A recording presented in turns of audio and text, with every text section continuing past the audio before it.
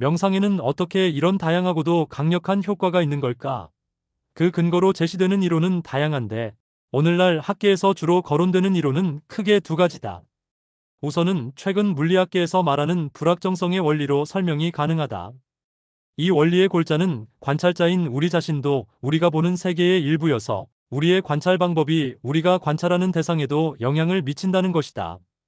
예를 들어 극미립자인 전자를 본다고 할 때 어떤 장치로 보면 이리저리 튕기는 미세한 공처럼 보이는 반면 다른 기구로 보면 파장 형태로 보인다.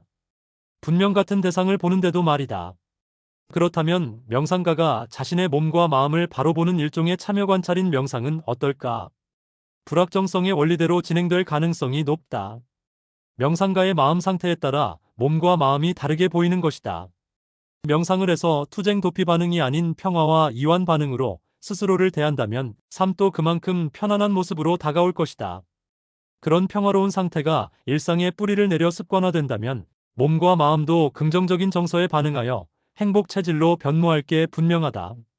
명상의 효과에 대한 과학적 근거로 제시되는 또 다른 이론으로는 모든 생명체는 상위 체계와 하위 체계가 상호작용하며 기능하고 있다는 게리슈 왈츠 박사의 체계 이론을 들 수 있다. 이 이론에 따르면 질병이 일어나는 원인은 하위 체계가 상위 체계에 연결되어 있지 않아 발생하는 것으로 보고 있다.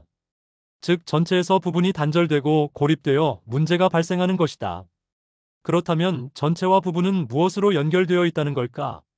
슈 왈츠 박사는 이를 자기 자신에 대한 주의라고 주장한다.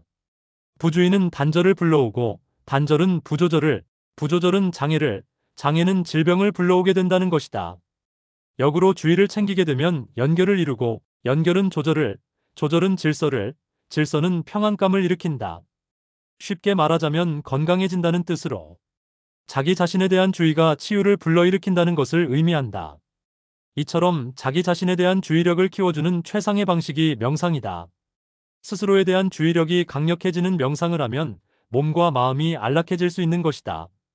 명상 효과에 관한 근거 이론인 불확정성의 원리와 체계 이론은 우리가 가진 기존의 나이, 듦에 대한 시각을 반성하게 한다. 우리가 마음을 어떻게 쓰느냐, 스스로를 어떻게 대하느냐에 따라 건강과 노화 정도는 얼마든지 달라질 수 있음을 보여준다.